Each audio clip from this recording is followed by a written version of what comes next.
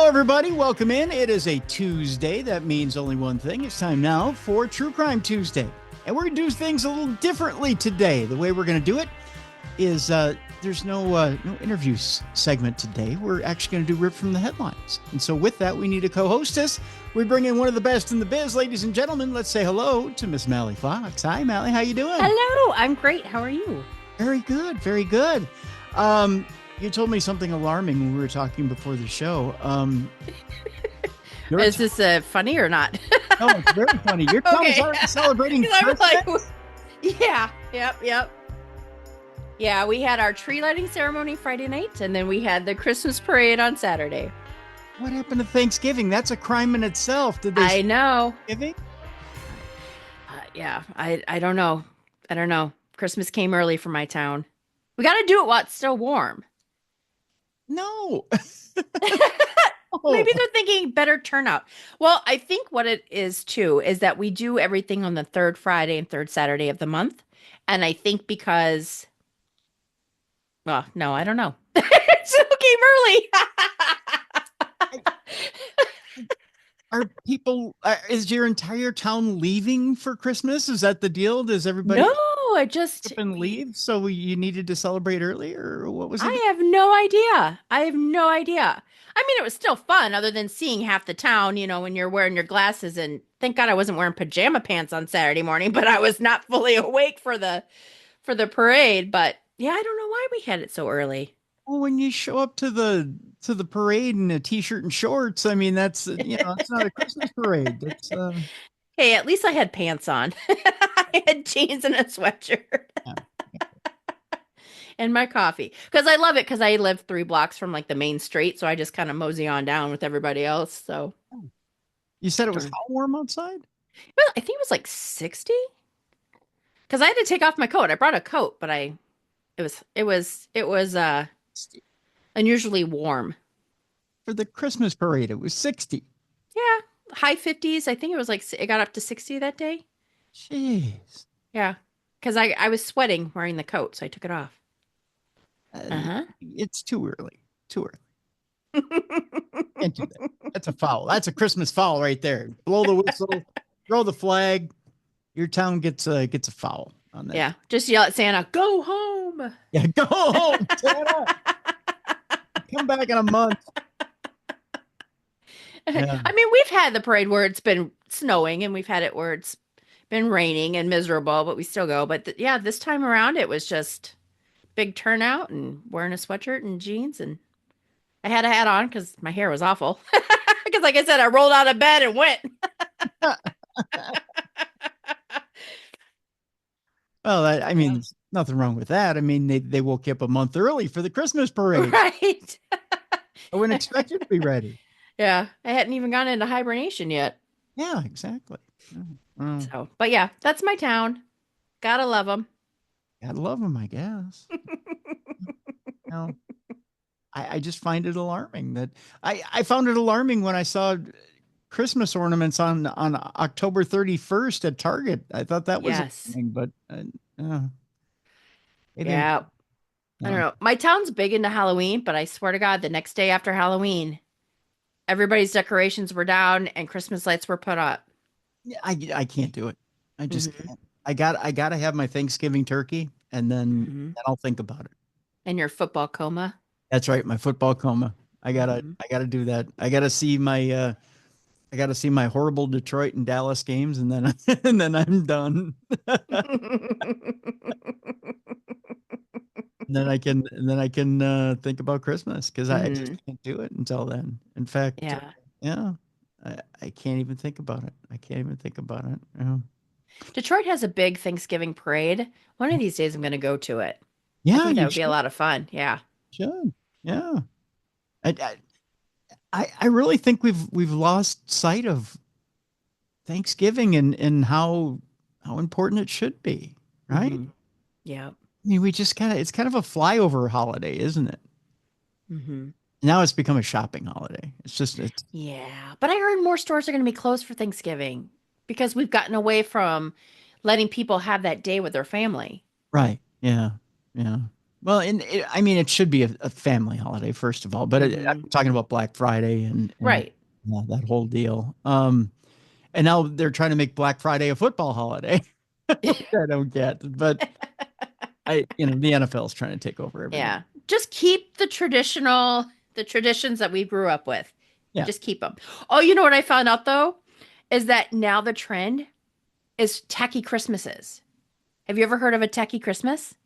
I know what a tacky Christmas is. I used to grow up with a lot of them, but a techie, no, no. No, tacky, like Tacky. Tacky. Oh, tacky? Yeah. Is the Christmases we grew up with where it looks like Christmas threw up with Yeah, all the colors, the colored lights, the paper chains, like all of that stuff? That is the new trend. sweet. I know. So half of us just need to dig in our basement for the Yeah, old stuff that we inherited and just put it up. I can do that. Yeah. Yeah. Yeah, Well, it's the trend now. I would love to have one of those. Yeah. Hmm. I do we get to play the old really cringy records and everything with it too? Oh, I love those records though. Yeah, the cringy Christmas records, the with the Hmm. crooners and everything. Yep. Oh, my comfort is to listen to Perry Como Yeah. and like all of those, yeah, crooners. Watch the Christmas specials on YouTube Mhm. because they are cheesy, but they're comforting because that's what we grew up with. Yeah. Yeah. My uncle Wally used to have he had a bunch of record albums in the basement you couldn't touch, but he would put them on at Christmas time. Hmm. Yeah, like even like the Donnie and Marie Osmond special and all those guys. Love them. Yeah.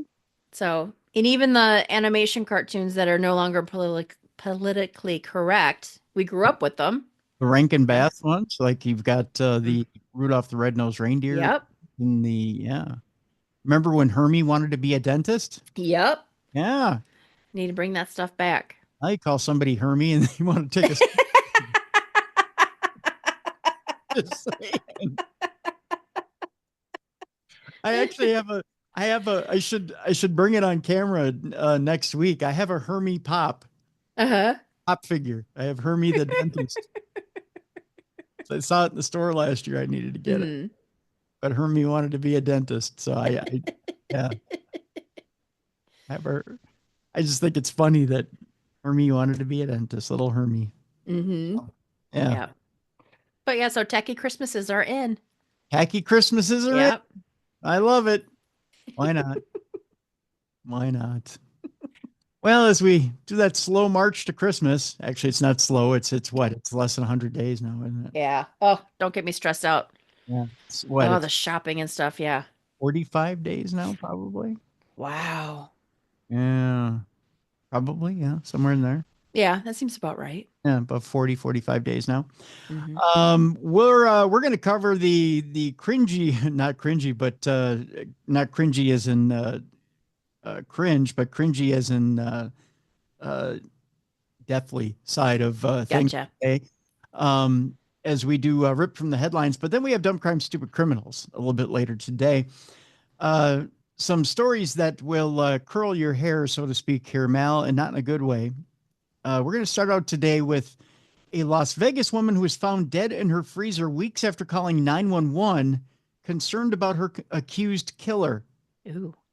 Yeah, not a great story out of Las Vegas. A Las Vegas woman and her body were found stuffed inside her freezer weeks after she called the cops with concerns about her ex-roommate who's been since accused of killing her and living alongside her body. 68-year-old, I almost gave her 20 more years there. 68-year-old Monique Gilbertson was found inside the icebox of her home after police responded to a wellness check request by an employee in her 55 and older community. She called you guys about 2 weeks ago, the employee told a dispatcher. The 911 call obtained by the local station had said she had a roommate issue and she called because in her roommate's stuff she'd found a gun, but I don't know how far she got with that phone call. She said that she couldn't get a hold of you guys. She was going to like throw it in the trash, the gun that is. She was going to Hmm. throw in the trash. The roommate was 37-year-old Daniel Rausch, and met Gilbertson at a store, and she invited him to move in with her. Probably the first worst move she ever made in her life. Mm-hmm. That, according to arrest records obtained by 8 News Now. Though originally they got along, Gilbertson became upset about how filthy Rausch was and kicked him out, not kicked him around, but kicked him out around October 22nd and changed the locks at that point. The employee who called for the wellness check told police that Gilbertson would call the property management office several times a day, but around the same date, October 22nd, the calls stopped. That's where things became, I guess, alarming. Police said that when they conducted the wellness check on, sorry, the story's skipping around here, on November 6th, Rausch and a woman were inside the house with Gilbertson nowhere to be found. Rausch asked the officers if they had a warrant to look at the freezer, according to documents, and that he found Gilbertson slumped over in a dining room chair and decided to put her in the icebox because he didn't know what to do. Yeah. Call the police. Yeah. Call somebody at that point. Don't throw somebody in a freezer. He allegedly told police that he suspected Gilbertson had overdosed on cocaine or fentanyl she had purchased from him. 68-year-old woman with a coke habit. I don't think so. Yeah, I don't think so either. Yeah. The employee who requested the welfare check told 911 dispatchers that she didn't believe Gilbertson used drugs or drank alcohol, according to the station. Documents did not indicate how police suspect Gilbertson may have died, only that she was located in the freezer and that there was little blood. Rausch has been charged with second-degree murder for the death of Monique Gilbertson. As of Friday, Gilbertson's cause and manner of death were still pending. Disturbing story indeed. Yeah, I don't know that's a great idea just to meet somebody and say, come be my roommate. I know, right? Yeah, it's just not that kind of world. That's for sure. Our next story has to do with a man arrested nearly 46 years after allegedly killing 2 people and placing bodies over a guardrail. We go to Hampton County, Massachusetts. After more than 4 decades, authorities recently arrested 71-year-old Florida man on suspicion of killing a man and woman in Massachusetts. According to Hampton District Attorney Anthony Giulini, on November 19th of 1978, authorities discovered the bodies of 18-year-old Teresa Marcoux and 20-year-old Mark Harnish over a guardrail with apparent gunshot wounds. West Springfield police observed a 1967 Dodge pickup truck in a rest area nearby with damage to the driver's side windows, as well as blood in and around the vehicle. Giulini said Marcoux and Harnish were last seen alive in the early hours of November 19th, 1978, after leaving a party. The vehicle found by police reportedly belonged to Harnish. Officers didn't recover a firearm from the area, but searched the scene and collected evidence. According to Giulini, authorities determined the victims had been shot while in the passenger compartment of the truck before their bodies were moved to the nearby guardrail. An autopsy confirmed that they each died of multiple gunshot wounds. The district attorney said an individual in the area reported possible gunshots at around 4 a.m. that day. Investigators collected spent projectiles from the remains of Harnish and Marcoux, as well as from the vehicle, and determined that they had been fired from the same gun. Inside the truck, officials reportedly found an impression on some blood that didn't belong to the victims. According to prosecutors, investigators recently identified Timothy Jolie as a prime suspect in Marcoux and Harnish's shooting deaths. The district attorney said they compared Jolie's fingerprint identification card to the latent print and determined it was a match. Jolie reportedly purchased a gun approximately a month before allegedly killing the victims. Prosecutors noted he was licensed to own that weapon. Police arrested Jolie at his home in Clearwater, Florida on October 30th. He appeared in court on November 5th and will be extradited back to Massachusetts to face 2 counts of murder.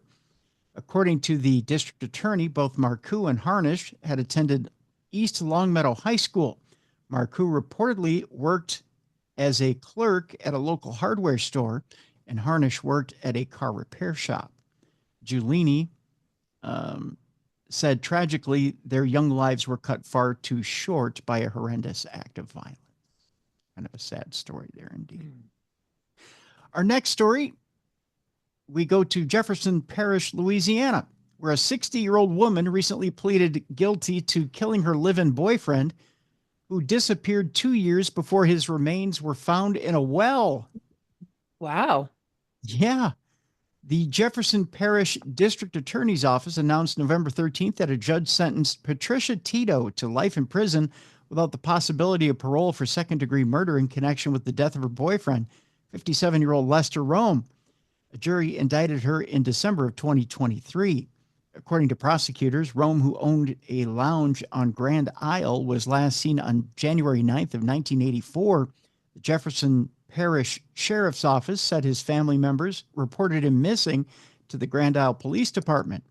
Tito was reportedly a teenager at the time and ran the lounge while Rome was missing. The district attorney's office said Tito continued to live in the victim's residence and drive his vehicle. Rome's brother later evicted Tito. According to prosecutors, Tito told other people she drove Rome to the airport for a trip, and she was the last person to see him. Tito allegedly said to another individual that Rome gave her the lounge and left the state afterwards. The district attorney's office said authorities identified Tito as a suspect in the missing person case, but they suspended the investigation because they couldn't find Rome's remains. 2 years later, investigators reportedly found Rome's body in a well on farmland. Yikes, 2 years later. I always hate to think of the decomposition that happens. Yeah. Oh, especially in water. Yeah. Well, Do you think that she thought she got away with it? I'm pretty sure she did after 2 years, yeah. But the alibi there is kind of flimsy, right? Yeah. Oh God. Yeah. If someone says they took him to the airport and then no one hears anything, that's pretty Right. suspicious. For And two- that person left everything to them. Yeah, I'm going to go bye-bye and you can have everything. Right. Yeah, 2 years, come on, right? Yeah. I don't think that flies. So deputies said he became known as the man in the well after they found him in the well. Okay, that's the wrong thing I want to be known for, right? Yeah. I live this long life. You find me in a well and I just become known as the man in the well. And investigators determined he died of blunt force trauma and possible stab wounds. Rome wasn't positively identified until 2021. Oh. Yeah. In 2021, the Sabine County Sheriff's Office worked on the case. Tito was serving a 40-year prison sentence at the time after pleading guilty in 2007 to manslaughter in connection with the shooting death of a woman. Tito reportedly told investigators Rome had been killed by another man, Delvin Sibley, in Jefferson Parish over a drug debt. His remains were moved to the well on a property formerly owned by Sibley's family. In 2022, Tito eventually told authorities she and Rome teamed up for a business relationship. He allegedly made sexual advances towards her, dismantling their business relationship. Tito said Rome was slain shortly after. According to the Jefferson Parish Sheriff's Office, Tito obviously had knowledge of Mr. Rome's death and failed to make any effort to notify law enforcement or a member of his family between 1984 and 2021. And Mal, I tell you, some people are just plain devious. That's for sure. All right, we move on. We're going to Lacey, Washington, where a pair of parents allegedly choked their teenage daughter in an attempted honor killing because she refused marriage. Gotta ask you this. Have Mr. and Mrs. Fox ever tried to force you into a marriage? No, they tried to keep me away. Did they ever handcuff you and try to keep you out of a marriage? No. No? We're talking about a previous relationship, not the one I'm in now. Not the one you're in now. Right. Let's not make the holidays awkward. Right, yeah. A married couple is facing multiple charges for allegedly attacking their 17-year-old daughter outside of her high school in what is believed to be an attempted honor killing. because she refused an arranged marriage.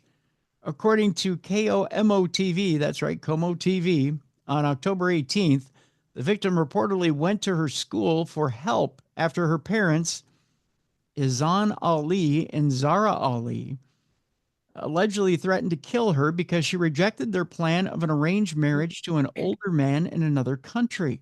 She reportedly rushed into the school yelling, "My dad is trying to kill me. He was trying to kill me." The school went on lockdown as teachers and staff tried to protect the teen, but Izan Ali and Zara Ali confronted the girl outside. Court records cited by KOMO allege that Izan Ali choked the teen to the point where she had lost consciousness. Witnesses, including the victim's boyfriend, reportedly tried to help her, but Izan Ali punched the boyfriend. The boyfriend's father told KCPO TV that his son was fighting for the girl's life. The dad described, "Her arms go limp.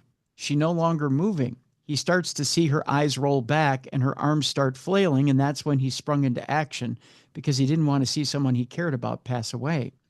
The victim was reportedly scheduled to fly to Iraq for her arranged marriage. That same day, her parents attacked her at the school.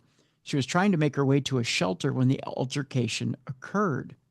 Once the teen was dragged out of the headlock, her mother, Zara Ali, allegedly started assaulting her. The victim's boyfriend was able to grab her and take her away from mom.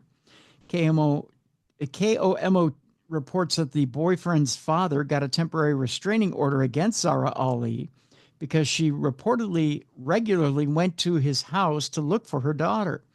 The school also prevented Zara Ali from entering the grounds. Thurston County jail records show Zara Ali was arrested October 23rd on charges of second-degree domestic assault or violence assault, attempted second-degree murder, burglary, attempted second-degree kidnapping, attempted first-degree kidnapping in violation of protection order. Izan Ali was booked November 5th for attempted second-degree murder, attempted second-degree kidnapping, attempted first-degree kidnapping, fourth-degree assault, and second-degree domestic violence assault. North Thurston Public Schools told KOMO in a statement, "We work with families, staff, and law enforcement partners to maintain safety and security on all of our campuses, and we take students and staff safety extremely seriously. When unique situations arise, we work with concerned parties to provide a safe learning environment, and we are doing so in this case." Now, we recently talked about killer moms on this program and talked about honor killings. That was one of the things we talked about with killer moms. It's one of the more disturbing killings. It's that it's still allowed. It's still allowed. Yeah. It's not, I mean, not by American law, right? But it's allowed in other countries. It's seen as, justified because when you get into an arranged marriage, obviously it's something it's a contract that's entered into by two or four consenting adults, and children are seen as nothing more than bargaining chips, really. Yep. But especially that this man was much older than her. I mean, she's in high school and they're talking about arranged marriage with a much older guy. That's just gross. By our standards. Yes, by our standards, yes. Yeah. But in a different culture, it's perfectly acceptable.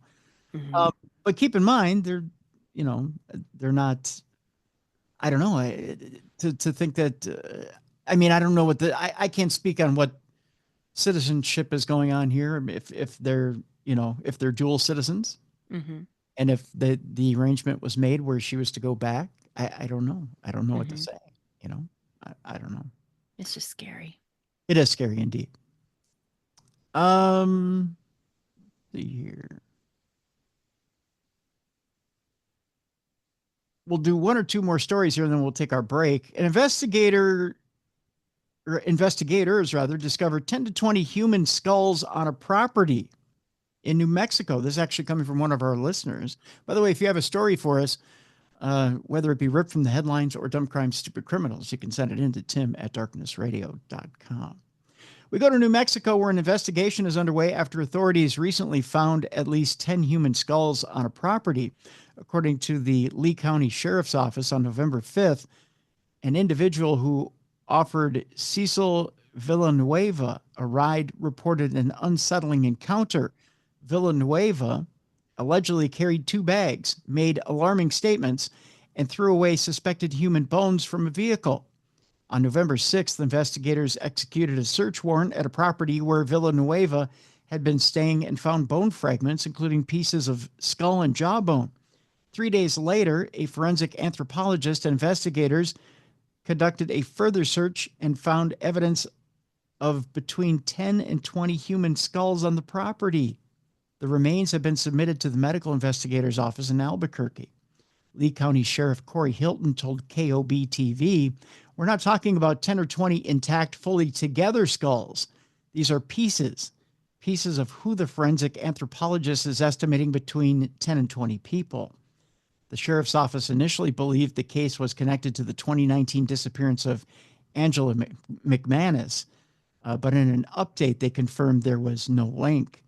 Villanueva is in custody at the Lee County Detention Center for an unrelated misdemeanor criminal trespass charge. The sheriff told KOB, "I know our viewers are concerned, but I can tell you we don't have a serial killer walking around." Well, no longer, because he's in... Right. I mean, semantics here, Mallie. It's right. Doesn't the other. He's not walking around anymore. Because how many murders does it take to be called a serial killer? Is there 3. like a number? Just 3? Okay. Just 3. Yeah. Learned that the other day. Okay. I'm trying to remember which was that Jeff Ignatowski who told me that? I think it was. Okay. It was Jeff Ignatowski who clarified that. But yeah, he said it takes 3 to be clarified. So, yeah. Tell you what, we'll take our break right here. When we come back, a husband is charged with allegedly killing his missing wife in Spain. We'll talk about that. Also, a bad situation with a woman on TV. Oh. We'll talk about that as well. That's coming up next, right here on Ripped from the Headlines, right here on the best in true crime podcasting. This is True Crime Tuesday.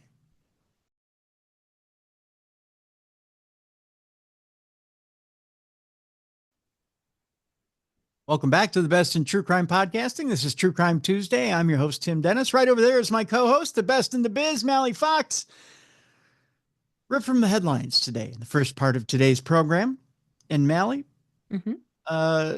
this next story is a little alarming. We're going to talk about a couple of women who were, let's just say, absconded with under different circumstances. One who turned up dead, one who miraculously turned up alive.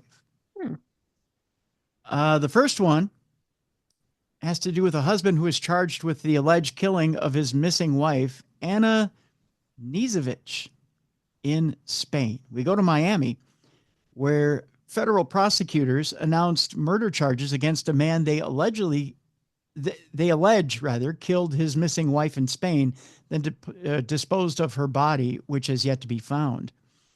Court records obtained by True Crime News show a grand jury in Miami returned a superseding indictment against David Nizovic on November 13th, charging him with kidnapping resulting in death, foreign domestic violence resulting in death, and foreign murder of a United States national in connection with Anna Nizovic's disappearance and death. Federal officials originally arrested Nizovic on kidnapping charges in May when he returned to Miami from his native Serbia. The U.S. Attorney's Office alleges Nizovic traveled to Serbia and drove to Spain where his wife was living.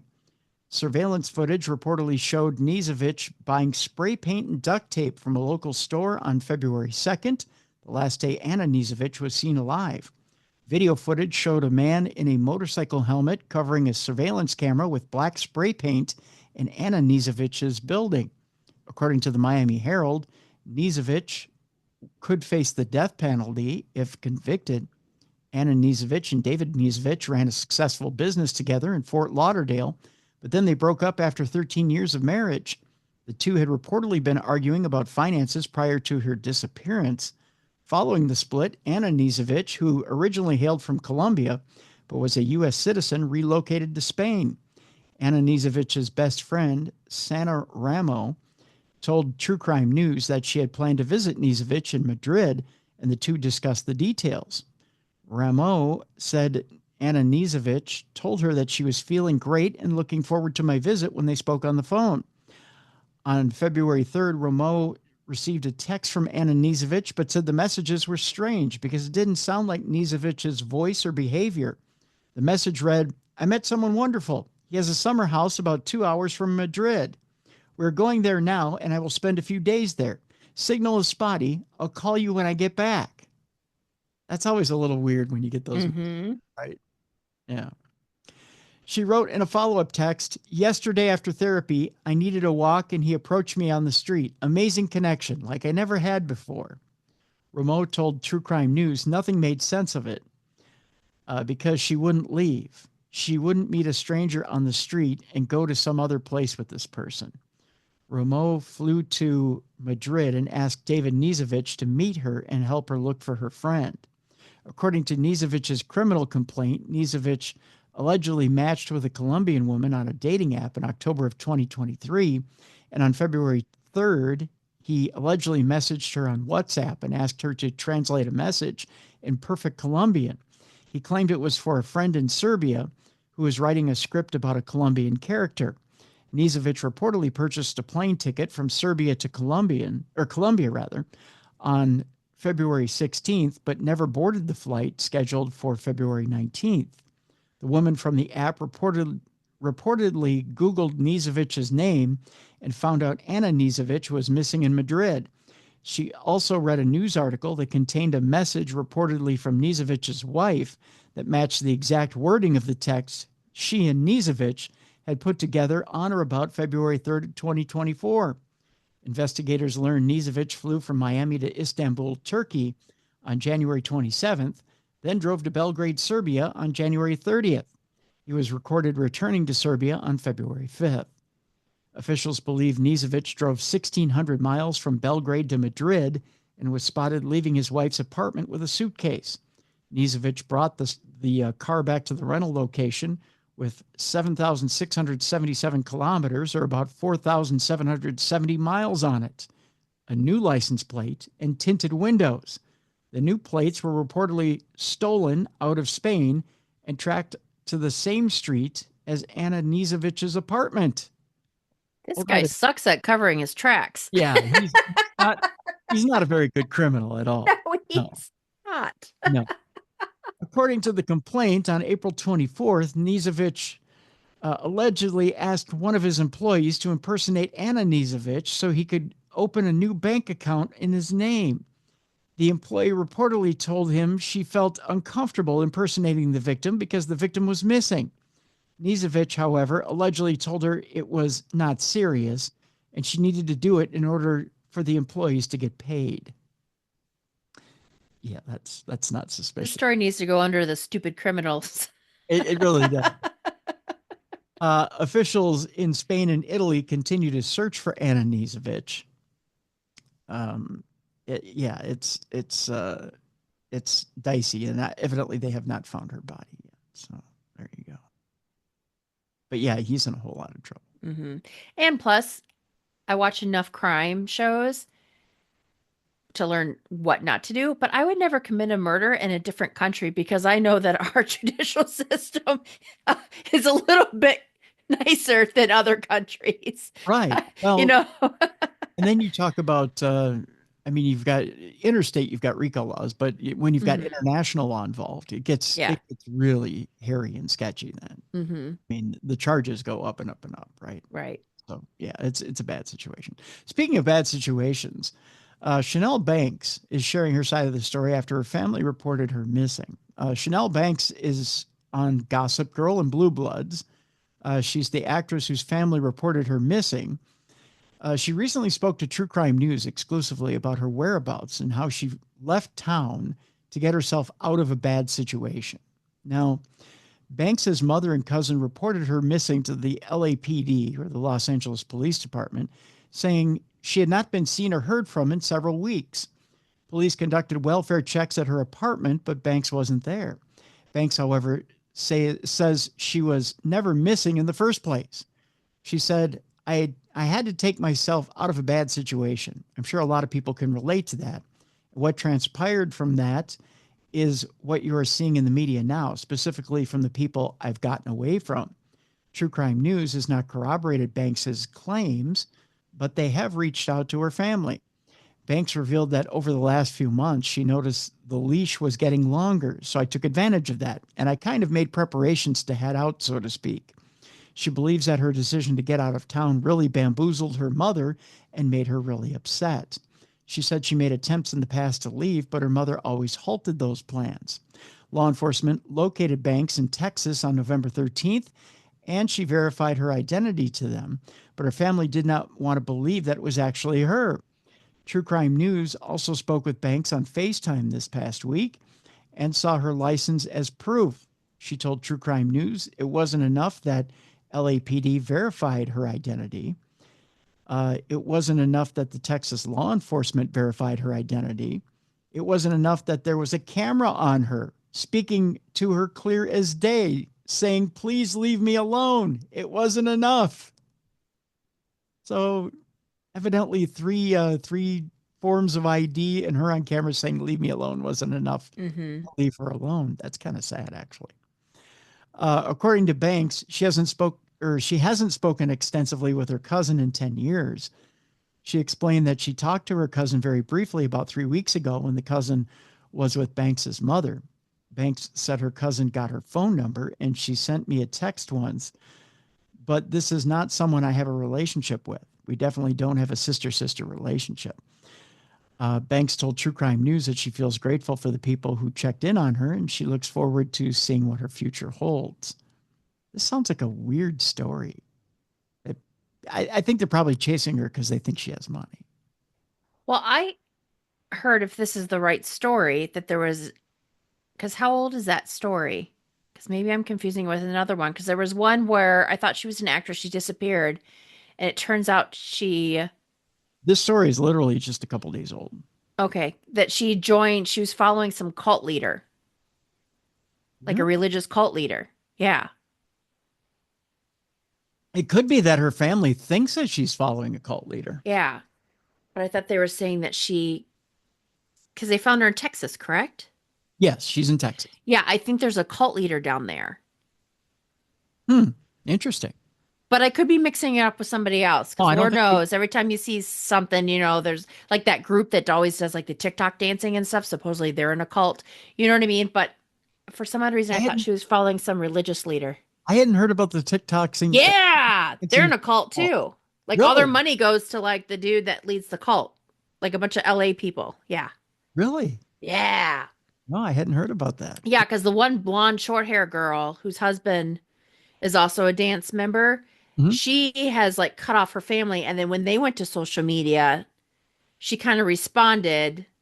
But yeah, because her and her sister were like some dance team thing, sensation on YouTube or so, I don't know, something a long time ago. And then she just cut off her family and moved out to LA. And I forget what the cult's called. But yeah, a lot of people have left the cult, but she still remains, those dance team members. Yeah. Very interesting indeed. Mm-hmm. Oh, well, I'm sorry. When you want me to start giving you all my money, there's something wrong.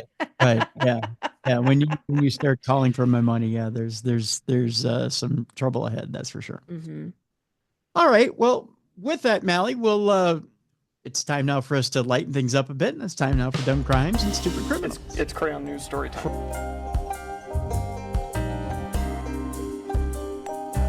What happened with this dude, Christ Bearer?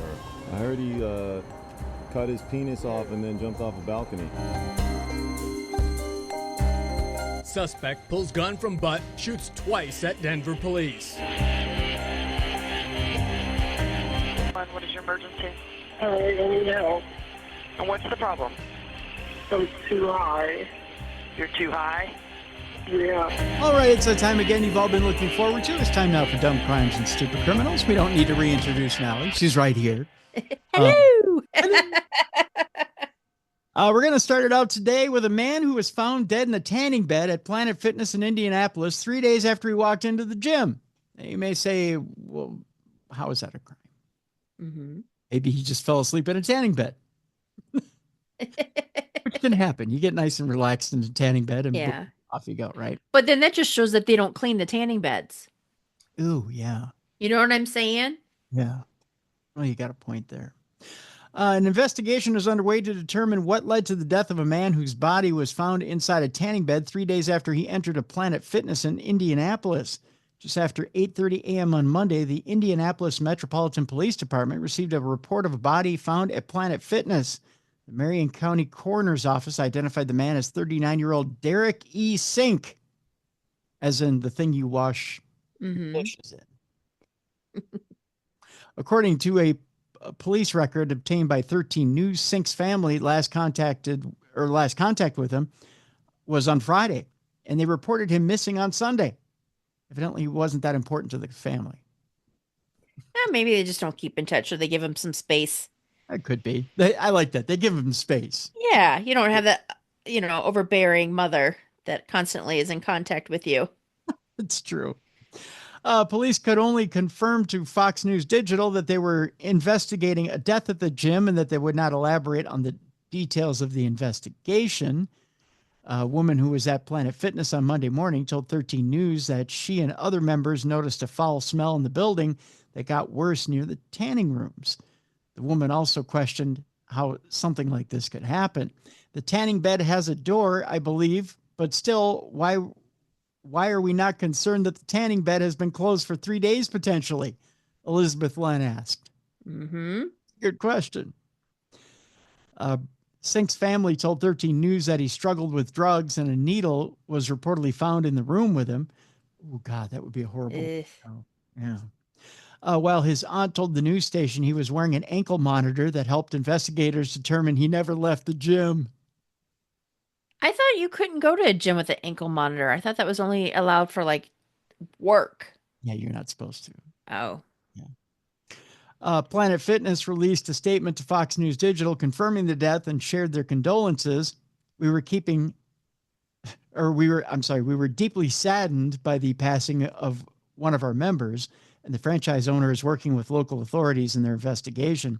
At Planet Fitness, we have robust operational brand protocols in place, as the safety and well-being of our members is our top priority. We are working closely with our franchisee to ensure that they are upholding those brand protocols. McCall Goslin, who is the chief corporate affairs officer at Planet Fitness, said in a statement. Sink's family also told 13 News that they hope to see stricter policies on cleaning and an end-of-day checklist from the staff to prevent this from happening to another family. Yeah. I thought they had those. You would hope. Ugh.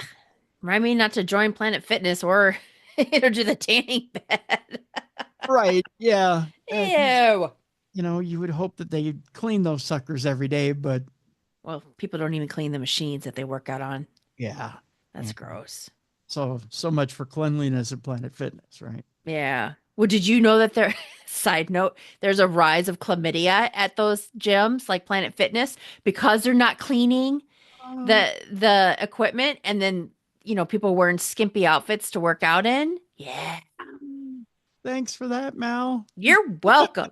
Appreciate that. I read that and I was like, what? But yeah, STDs are on the rise. Nice. It's not just the nursing homes. Not just the nursing homes. Ew. Those are horny people.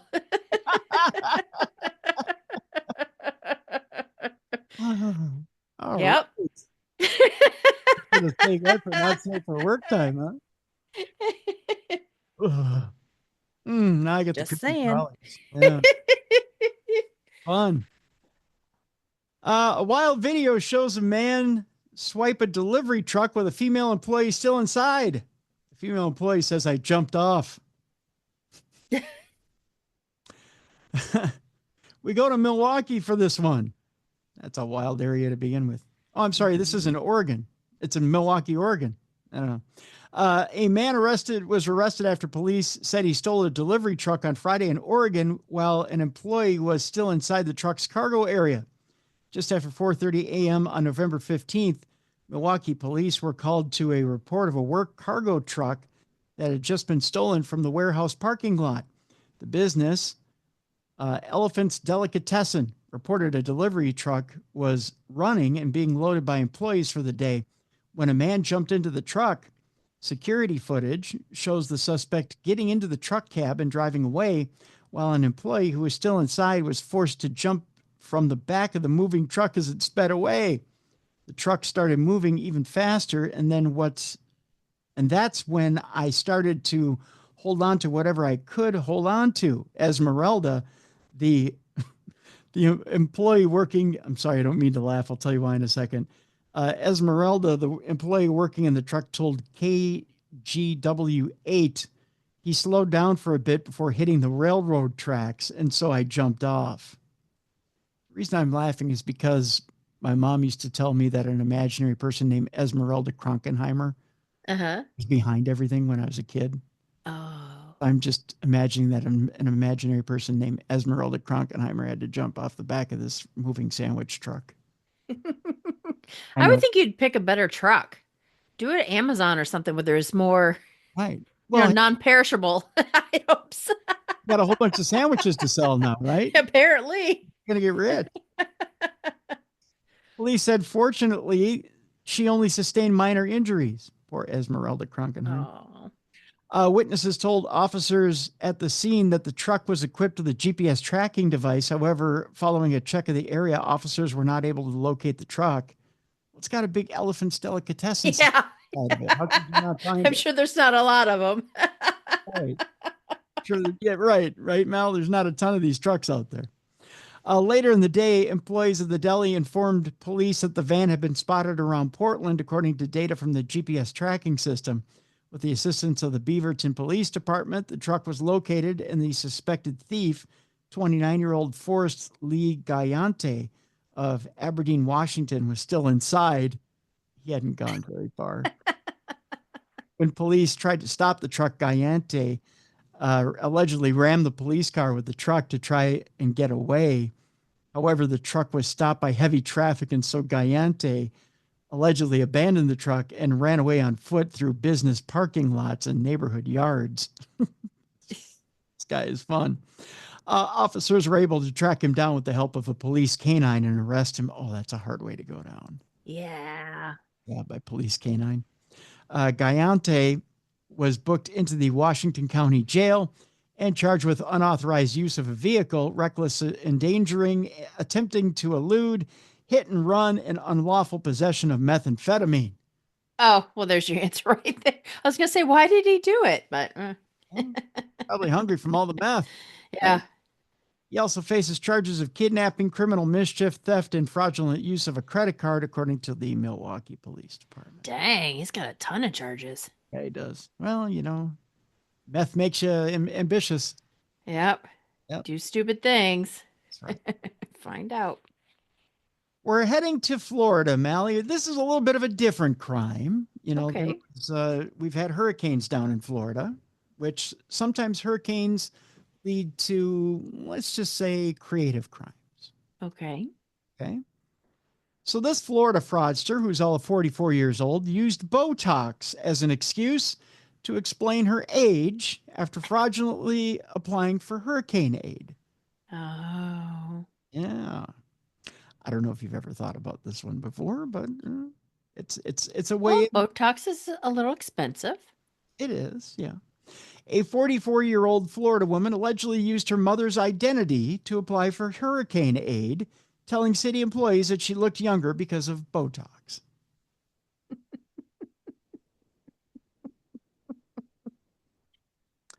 Oh, boy. Oh, good God. According to the Bradenton Police Department, Veronica Torres was charged with a third-degree felony count of filing a false public assistance claim after she applied and received almost $8,000. Police said that the 44-year-old attempted to deceive government employees by using her mother's name, driver's license, and Social Security information to apply for disaster assistance. In her application, police said she claimed that the devastation following Hurricanes Milton and Helene forced her to move out of her home. Police said that the 44-year-old almost got away with her alleged scheme until an observant city employee noticed the age discrepancy. That'll happen. Mm-hmm. Yeah. Trying to see if I can get a full picture of her here so you can. My browser's loading a little slow here. But I want to try and get a full picture of her here so you can get an idea of what she looks like and why you wouldn't quite believe that this woman is 44 years old. No. Yeah, that's not going to pass, is it? Mm. Yeah. I wouldn't believe she's 44 either. No. Or that she's her mother, which would be in her 60s. Right. She is 44, but she's not 60 something. No. No. She does have a 7 head on her. Stop. Just saying. I could believe there's a whole lot of Botox that fits in that forehead, but authorities said that when Torres arrived to pick up her $7,967 check on Thursday, November 14th, the city employee took notice. Police said that the 44-year-old tried to unsuccessfully convince the employee that she had undergone Botox treatments that provided transformational results. Man. That's a huge. I hope karma hits her. Well, something hit her right in that 7. Yeah. Stop. Can't miss that target, Mallie. It's about this big. She needs bangs. Yeah, right. Needs bangs that are about 9 inches long. Stop. That's a big forehead. Just saying. Torres was requested to come back the next day where she was questioned by Bradenton detectives. She was arrested following questioning and was released after posting $2,500 bond, according to jail records. She's got a huge forehead. Like Frankenstein says, you know what? I got a small forehead compared to you. I'm just saying. Got a small forehead. I mean, yeah, you got a huge forehead. I got a huge forehead. I'm just saying. She's got a bigger forehead than I got, and I got forehead. I'm just saying.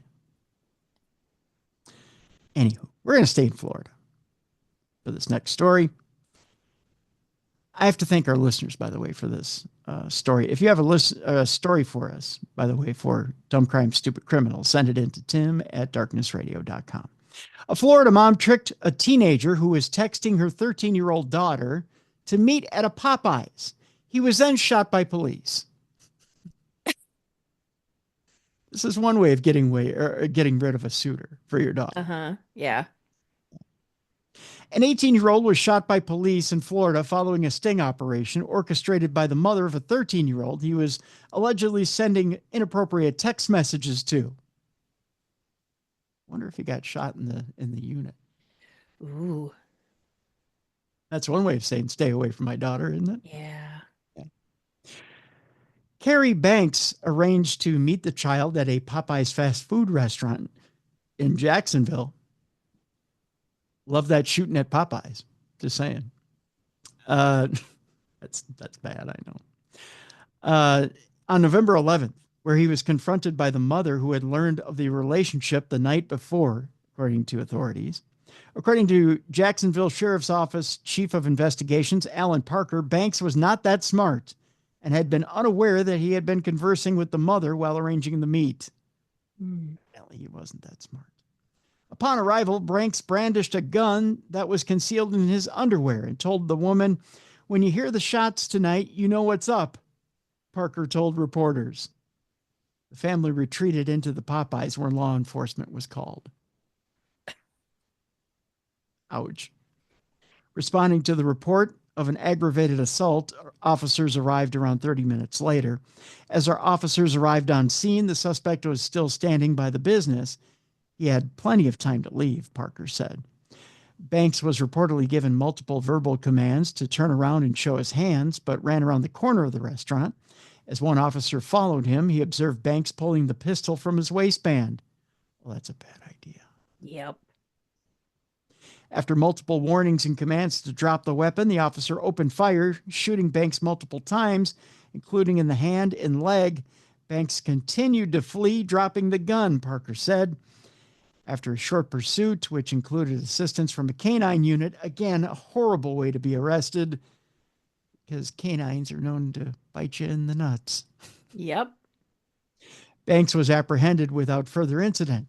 He was taken to a local hospital for treatment and is believed to be in stable condition. We like for parents to let us handle these situations, Jacksonville Sheriff T.K. Waters told reporters, not police, but reporters. It is protective in nature, and moms and dads are going to do what they feel they need to do to protect their kids, and we can't really blame them for doing it, but we do ask that they allow us to handle the situations, but I can't blame the mother. Parker added, you never know what someone's going to do when their backs are against the wall. It's probably better to leave it to the professional. The independent, I'm sorry, that's a statement at the end.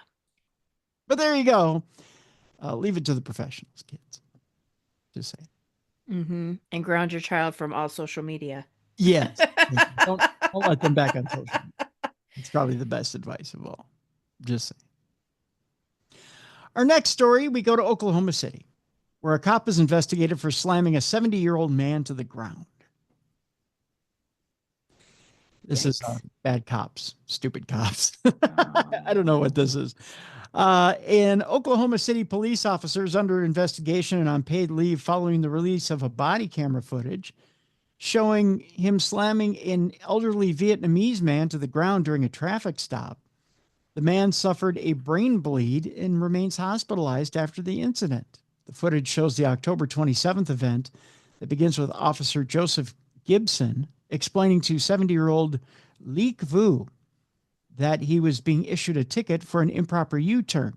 There appears to be a language barrier between the two as they argue over whether Vu would sign the citation. Vu eventually exits the car and the argument continues.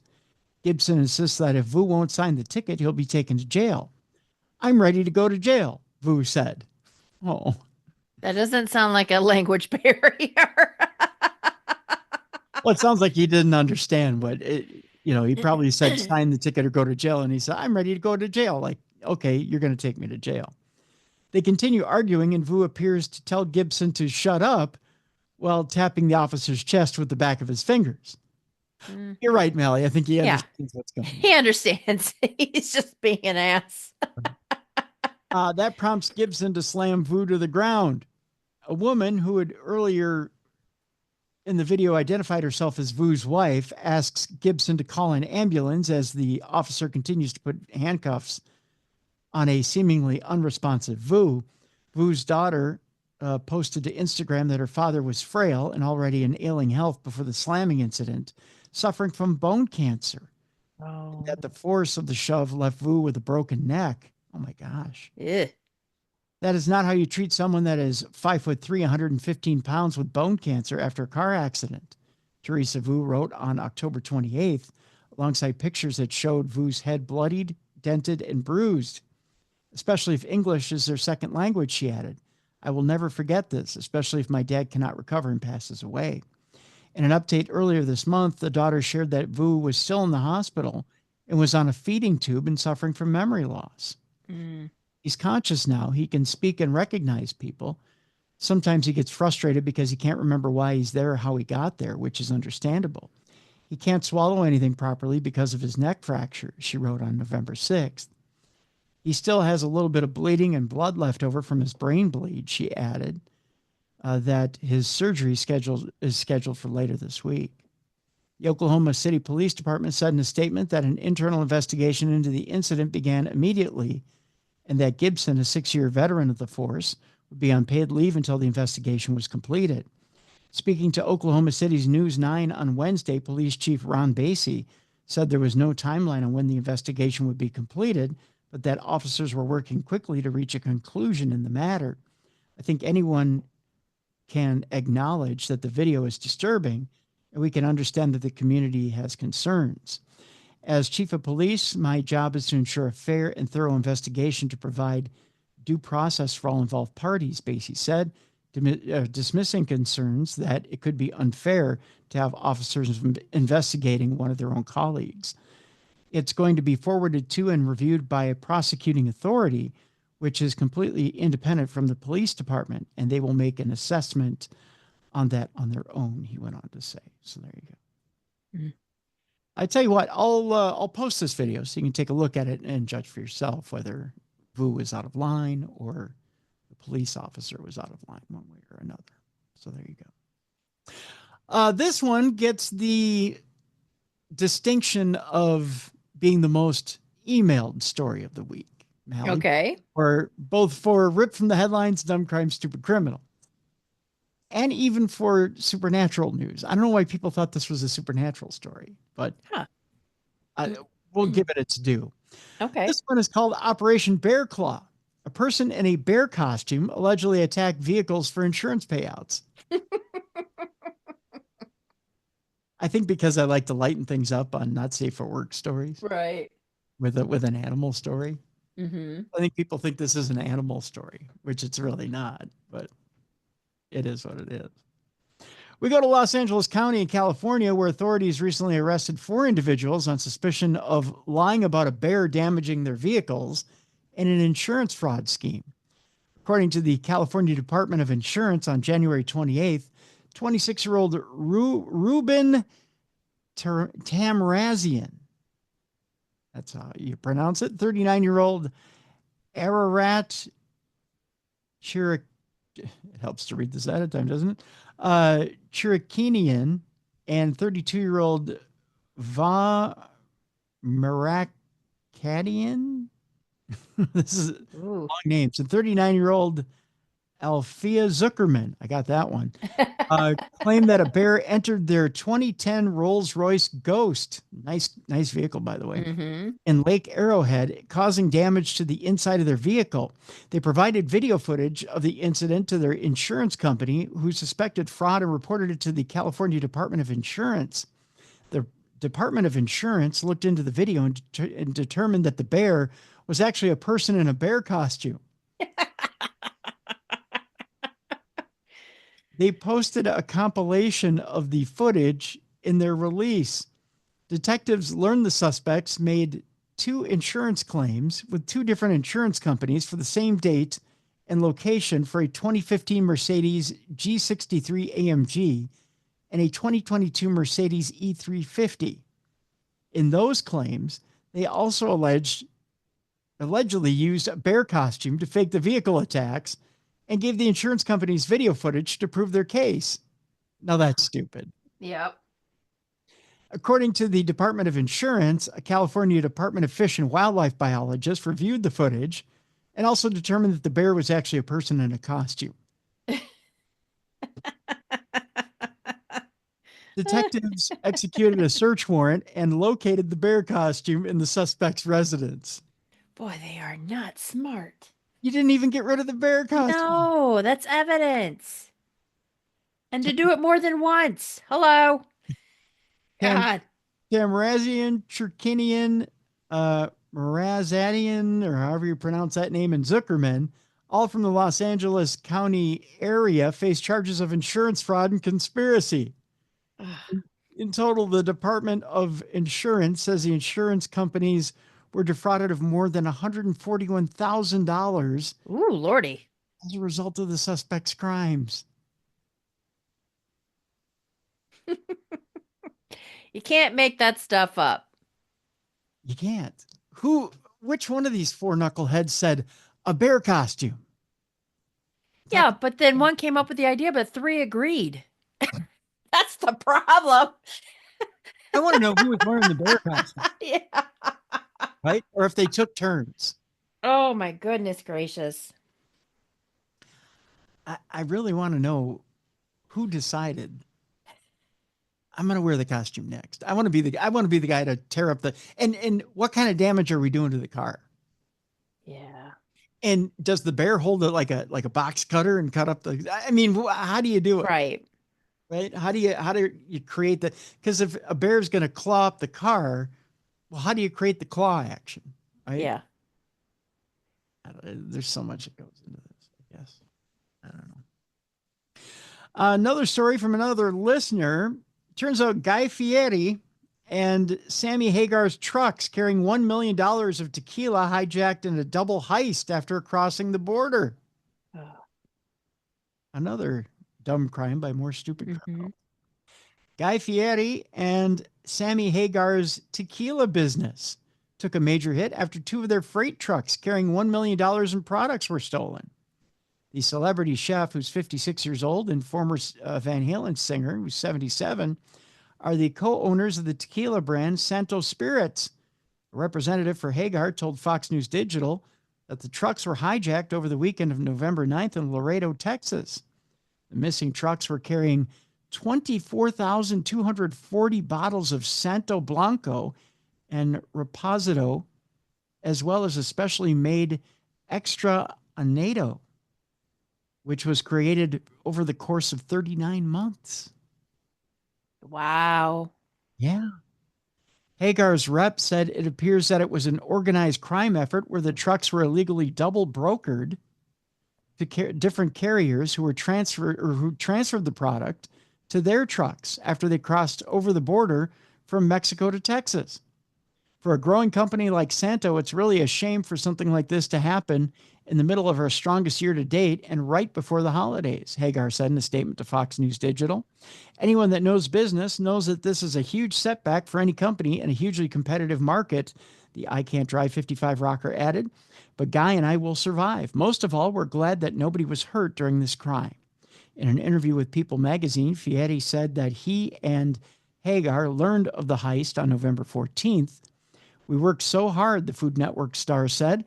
This is our best year we've ever had in Santo. We just had all this momentum, and now whatever's on the shelf is all people are going to get.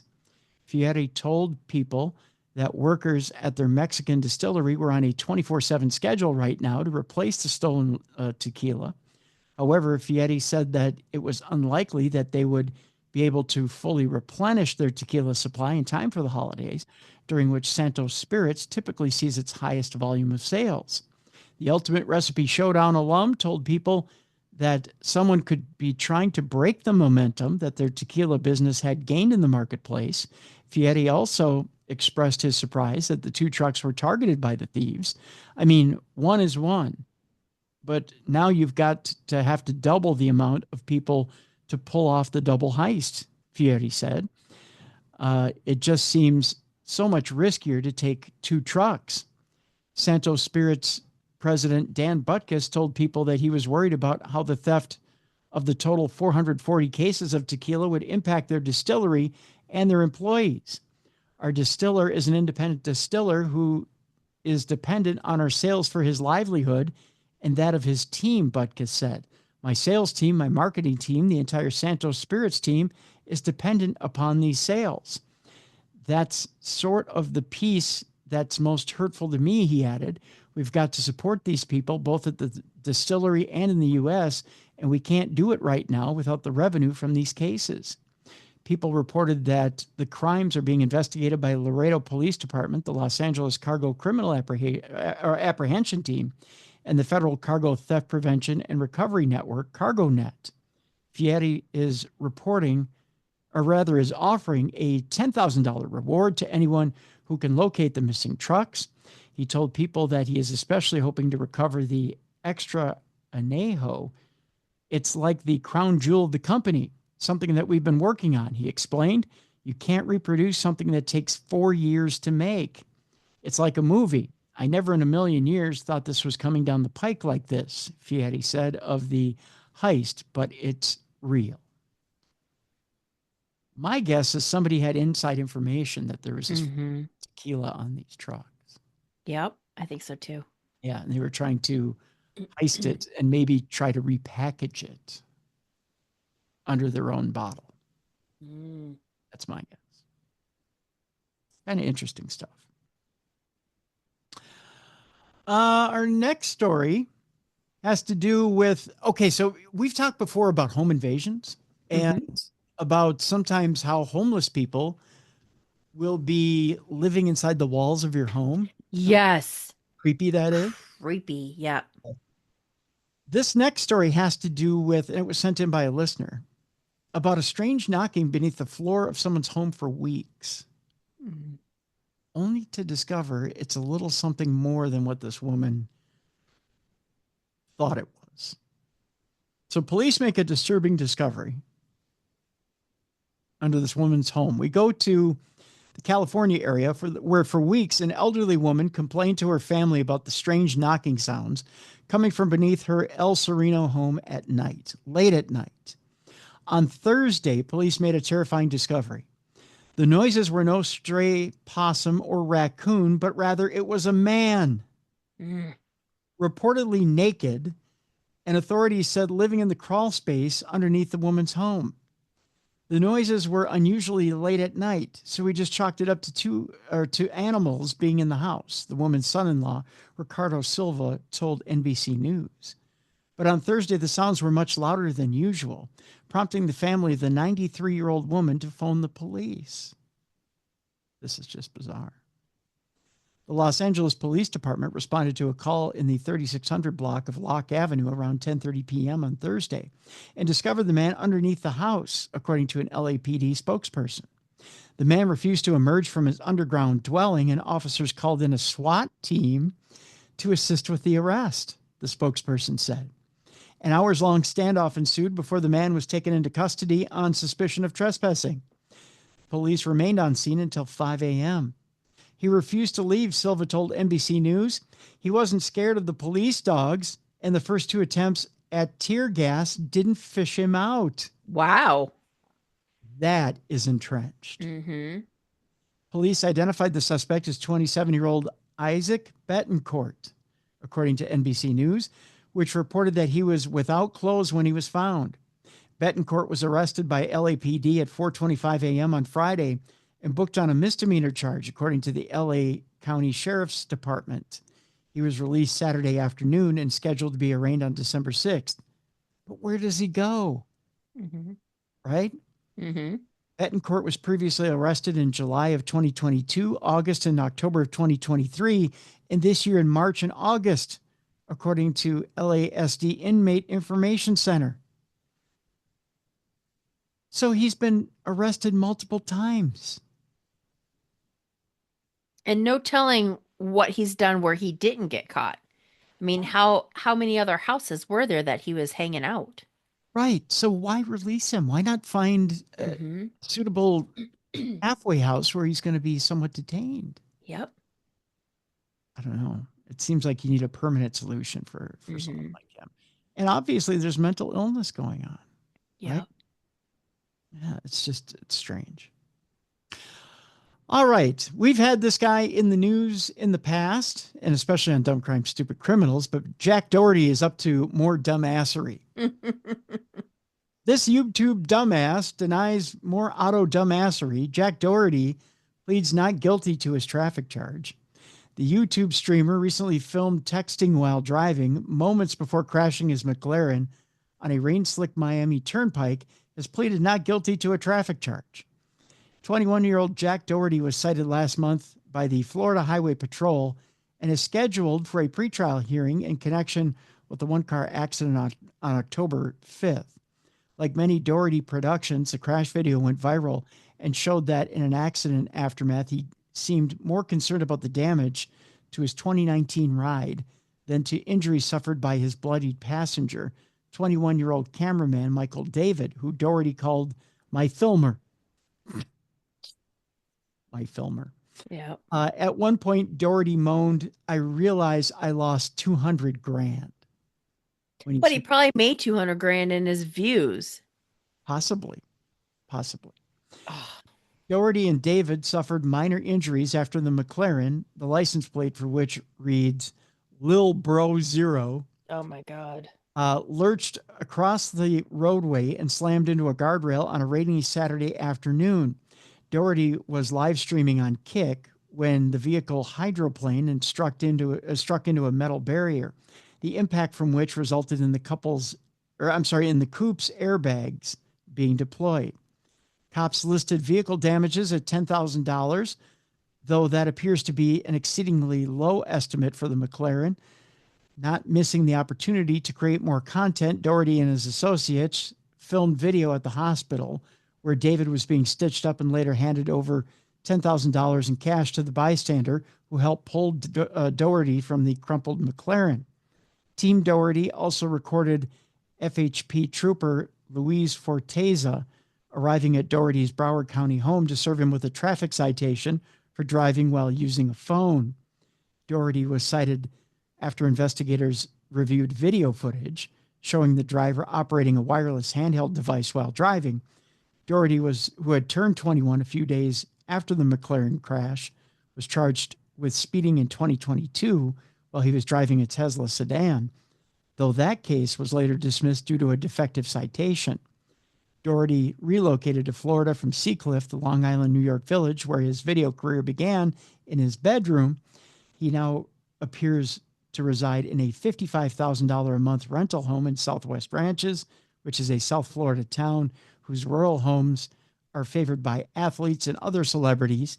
In July of 2023, Doherty, a young Republican who's registered to vote from a sprawling 9-bedroom home in Plantation that is now on the market for about $3.5 million. I don't think it matters how he votes. It's just in the article, but obviously he's doing well for himself.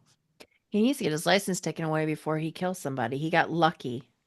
I think so. There's a picture here of the crash and exactly what kind of damage he did to his McLaren. Yeah, he's lucky that him or his passenger didn't get, Seriously. hurt even more. Yeah. Seriously injured, yeah. He managed to walk away relatively. So, yeah. But still, I mean, he could have damaged other people. That's right. Sure. That's for sure. All right, Mal, it's time now for our not safe for work portion of our program. For this, you need to put the kids away. Whether you put them to bed, put them in a closet, turn the volume down, or put in your earbuds, one or the other. If you're at work, do the same. Put your boss in a closet, put them in their office, or put in your earbuds, or keep your coworkers safely away from your listening device. We will do so in 5, 4, 3, 2, 1. Here we go. Our first story has to do with a bloody tampon prompting a woman's knife assault.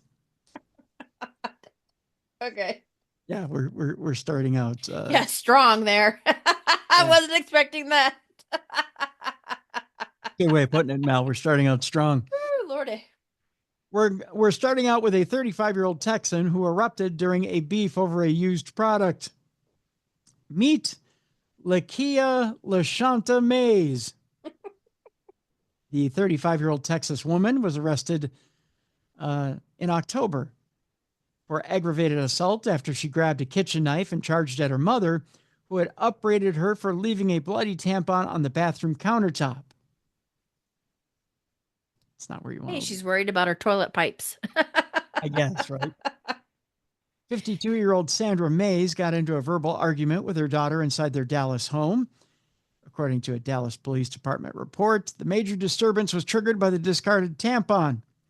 As the pair quarreled, Yakia, identified as AP for arrested person, allegedly went into the kitchen, grabbed a knife, and began charging at her mother, saying, "Bitch, I am going to kill you." That's what Yakia announced. Sandra Mays told cops that, fearing for her life, she ran to a back bedroom and locked the door. Sandra, identified as comp for complainant, added that Yakia sought to break the door down. While doing this, she remarked, "Bitch, I am going to stab you in the middle of your fucking forehead." But to get that violent over a used tampon. Yeah. I mean, granted, that is gross, and her mom had every right to yell at her, but to then want to kill her mom. Why do you want to see more blood? I mean, really. Yeah. Yeah. She has a couple of screws loose. Yeah. When cops arrived at the duo's apartment, they observed that the bedroom door was semi-broken off the frame. They also recovered the kitchen knife from the nightstand in Yakia's bedroom. Mays was arrested for felony aggravated assault and booked into a Dallas County jail, where she was being held in lieu of $25,000 bond. A police check revealed that Mays has a prior history of aggravated assault with a deadly weapon. In July of 2006, she was sentenced to 4 years probation for an aggravated assault conviction, according to court records. Yeah, time to move out. If you think that's fun, Mallie, I want you to take, Okay. I want you to take a good look at this woman right here. Okay. All right. And I want you to guess what she's up on charges for. Oh boy. Shoving a turkey down her pants. Oh, that's pretty good. It does involve her pants. Oh. She is an ex-substitute teacher Oh no. who allegedly gave students cash and drugs in exchange for sex. Oh boy. We're going to Missouri, where a former Missouri substitute teacher was arrested this week after she allegedly coerced underage students into sex. Mm. According to Fox 2 News, 30-year-old Carissa Jane Smith was taken into custody on Tuesday, November 12th, following a nearly 2-month investigation into her alleged crimes. The Pulaski County Sheriff's Department cited interviews with multiple juveniles who accused Smith of giving them marijuana, alcohol, and money in exchange for sexual acts. Victim statements advise that Mrs. Smith, Mm-hmm. reminds me of pie. I don't know why. Are Would you hungry? I guess, yeah, I haven't had lunch, so there you go. Would have sex with them at her residence and other various locations, such as gravel roads or on the side of the road, because why not? Can't, at least she's not doing it in the classroom, right? Mm-hmm. The sheriff's department, I'm skipping words here. The sheriff's department wrote, victims were able to provide information about what type of vehicle Mrs. Smith drove and describe her residence. So it wasn't too far away from her residence.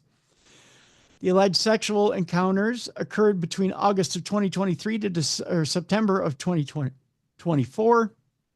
One of the accusers claimed that he was in middle school. Smith solicited him for sex. That's a little young.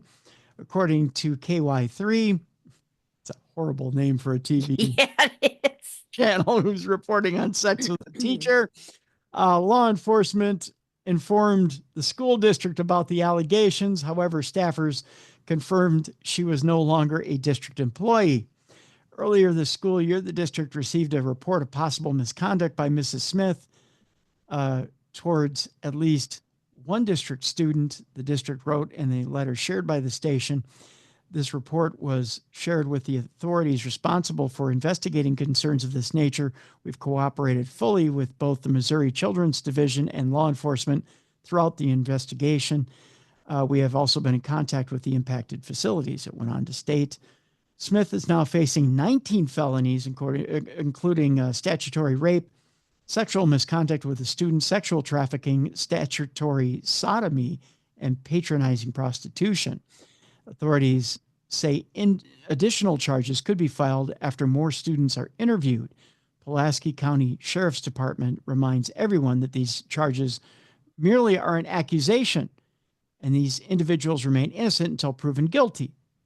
That's an interesting statement for a department to file. Mm-hmm. Smith is being held at the Pulaski County Detention Center on a $250,000 bond. So there you go. Our next story has to do with a New York City charge. And an interesting one at that. A prosecutor in the Manhattan DA's office is robbed in her apartment building by a perv doing a lewd act. Of all things. Again, we go to New York, where a prosecutor in the Manhattan District Attorney Alvin Bragg's office was robbed in her apartment building by a perv as she walked in on the middle of a lewd act on Sunday morning, of all times. The 38-year-old assistant district attorney arrived home to her 44th Street pad around 2 a.m. when she found the creep masturbating in the hallway of her building. Well, good Sunday morning to you, too. Yeah. The frightened lawyer dropped her phone and the sicko snagged it before fleeing the scene. So he stole the phone.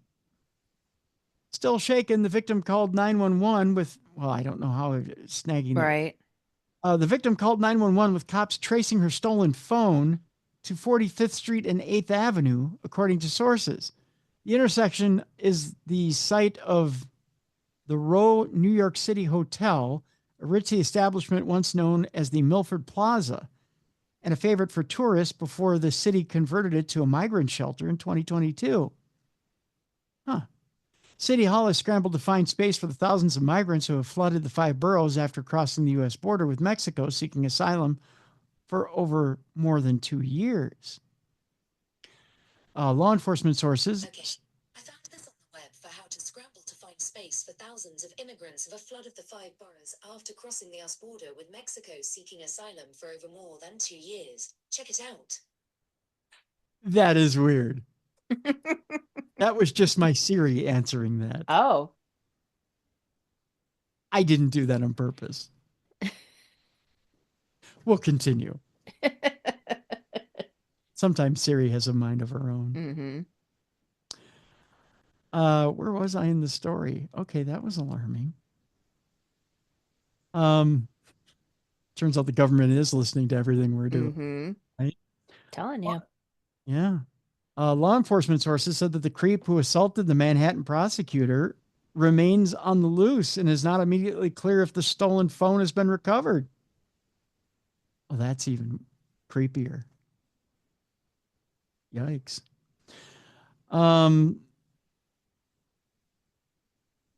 It is not known if the robber is a resident of the converted hotel. The Manhattan DA's office did not immediately respond to a request for comment. What's even creepier is SIRA answered the story. And you never even mentioned right the name. You know what I mean? Her name. Yeah, she just jumped in. Today's a weird day, Mel. I tell you that. That's for sure. Do you get the feeling like the government's watching us? Oh, yeah. Yeah. Just bizarre stuff. Especially when you look up stuff and then the next thing you know, it's in your feed everywhere, like ads for certain things, or even if you talk about it, it shows up in your feed. You're like, what the hell? Yeah. Yeah. That's bizarre. Bizarre stuff. This one falls under dumb cops, stupid criminals. That's what I meant. Okay. Could be dumb crops too. I have no idea. Missouri officers are accused of pulling over women and searching their phones for nude pictures. Oh my gosh. Yeah. We go to St. Louis, where 2 Missouri police officers were indicted separately this past week and accused of similar crimes, pulling over women and searching their phones to find nude photos.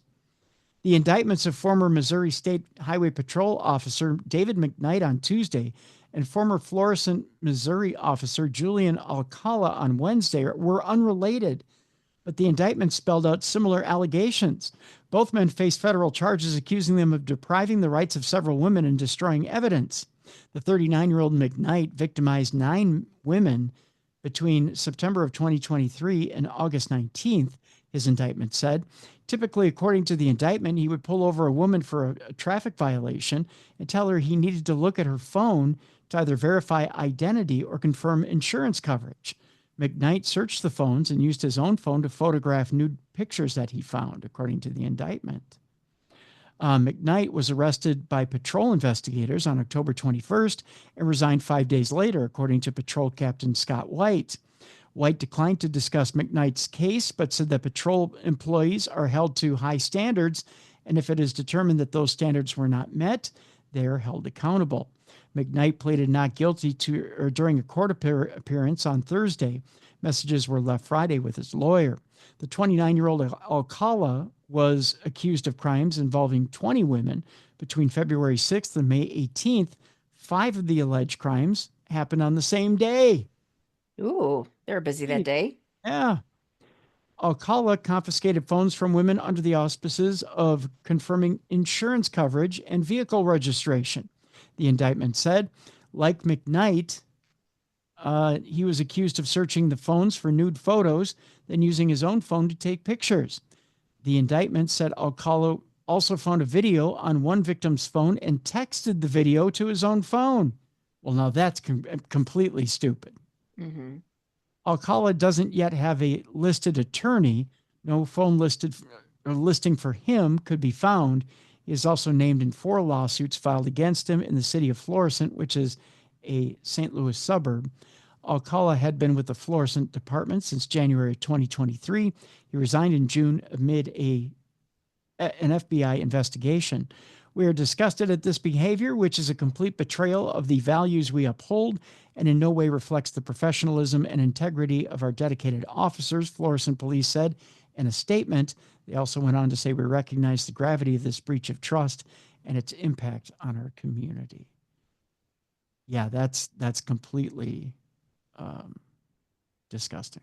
Just a disgusting deal. And finally, our last story comes from our chat room, our Darkness Radio chat room, which I didn't think they could top anything that I was going to pull this week. But they did.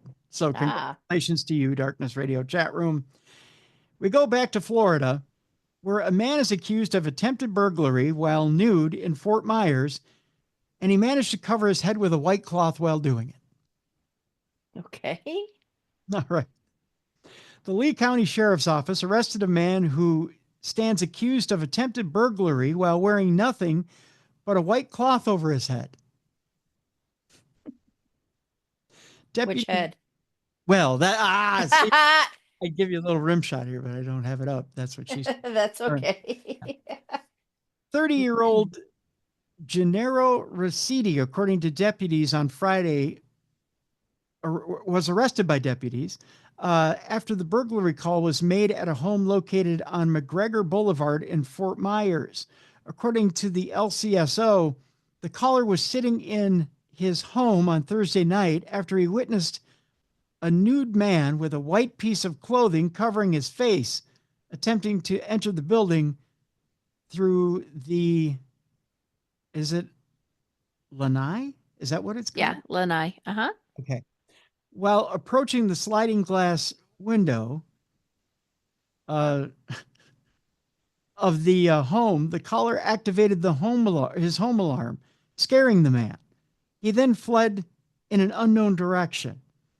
Upon interviewing with law enforcement, the caller said that he recognized the man who attempted to enter his home the night before.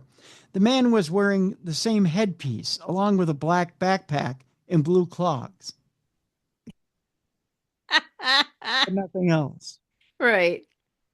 Deputies received additional calls regarding a similar incident to the male caller, with witnesses saying they had seen a nude man wearing nothing but a white cloth over his head, attempting to enter their homes. The witnesses then gave deputies footage from the Ring surveillance cameras, which showed the man entering the properties while attempting to conceal his face. Deputies then began searching for the alleged nude interloper, eventually locating him at the intersections of McGregor and San Carlos Boulevards, wearing a white t-shirt used to conceal his face, matching the footage seen by witnesses. Rossetti was then identified as the alleged suspect, who was arrested by deputies. He was then charged with loitering and prowling. Evidently not while nude. Yeah. Bizarre, bizarre, bizarre. That's how we end Dumb Crime, Stupid Crime. Oh man, there's just so many of them out there. It's just a shame. So, what did he feel they weren't going to identify him by his nether regions, or? Could you imagine if they had to do a lineup? Everyone, white cloth on the head and blue blue clogs or whatever it was. Put this white cloth over your head. Yeah. But be naked. You recognize his dick by chance? Ugh. I don't get it. Idiots. Right. So tomorrow on the big show, Jessica Freeberg joins us. We have Supernatural News. We'll also be telling you a little bit about this past weekend's Ghost Stories Inc. trip up to the Palmer House Hotel. So we'll be reviewing that trip and telling you a little bit about the highlights from that trip. Thursday on the big show, I'll just give you a little hint. We're let's see, I just give a hint on Tuesdays here, Mallie, as to what we're going to be doing. We're going to be talking about a little bit about oh gosh, well, you know what? I can't give you a hint. I'll just tell you this. It's a very intriguing conversation. Okay. Little intriguing conversation about the hereafter. Mm-hmm. And we'll deal a little bit with the grief and loss. And that's about all I can tell you. I'll just tell you this much. It turned out to be a much more intriguing conversation than I thought it would be. Okay. I learned a thing or two. Yeah. I'll give you a little bit more about it tomorrow. Okay. Yeah. And by the way, if you're watching on video, you may notice that my right eye looks very strange. It's kind of puffy and a little red, a little Even swollen. your cheeks a little red. Your cheeks a little red. Yeah. Mm-hmm. I'll let you in on a little behind the scenes stuff here. I was allergic to the starch on the pillow at the in the sheets at the Palmer house this weekend. So I didn't get in a fight. I actually had an allergic reaction to the sheets, so I may look a little funny on video this week. So there you go. The fight would have been a more interesting story. Yeah, the fight would have been than a skin reaction. right. The laundry. An actual laundry. Yeah. It turns out that the medical grade starch I'm allergic to. This happened to me too a few years back when I went to the hospital. And I actually had direct skin contact with the starched up sheets. Like my skin just blew up. So yeah, and so it sounds weird, but when I go to the hospital now, I bring my own sheets. Yeah. Well, you might have to do that next time you go to the Palmer. I may have to, yeah. Because I had no idea they switched starch. The last time I was at the Palmer in May, they hadn't used the starch. So yeah, it's kind of alarming, but it is what it is. So, but yeah, it just it's this came on like a day and a half ago, but it got really bad. I mean, it's a cumulative effect. Well, it takes a while to get it out of your system. It does, yeah. So, and unfortunately, if you do Benadryl, that knocks you out. So right, and I had been doing Benadryl, so yeah, I've been a little tired and not quite myself. So, so if I stammer or stutter a little bit, you'll understand why. But it was worth it because you had a great time, from what you told me. Yeah, it was a wonderful trip. It was a really wonderful trip. I encourage everybody. Jessica's got. In fact, I'll include it in the link in the description of this program. Jessica's got another trip coming up here in January. And I encourage everybody to head out to the Palmer in January because this trip that we were just on this past weekend was wonderful. It was very fascinating. So, and she encourages creativity, whether you're writing a book or if you're an author, aspiring author, or if you're a painter or into any type of art or anything like that, photography or the arts or anything. She encourages creativity on these trips. So, or even if you're not, if it's your first time sitting down in front of an easel or wanting to paint, I mean, they're exciting trips. So, it encourages creativity out of you. So, and I like that it's something different. Yeah, your exactly. Typical ghost hunting weekend. Yeah, exactly. It's something new and different. So I thought it was wonderful. It was a new spin on paranormal investigating. So. Or maybe you're channeling a spirit while you're being creative. Right, exactly. And the whole thing behind bringing in creativity is it uses a different side of the brain and brings in, in using that side of the brain, brings in creativity and brings in spirit. So I like it. I was fascinated. It was a good time. It was a good time. And believe it or not, it kept things jumping all weekend too. I mean, there was activity all over the place this weekend. So yeah. I was impressed. So, what's going on in the world of Paranormal Girl?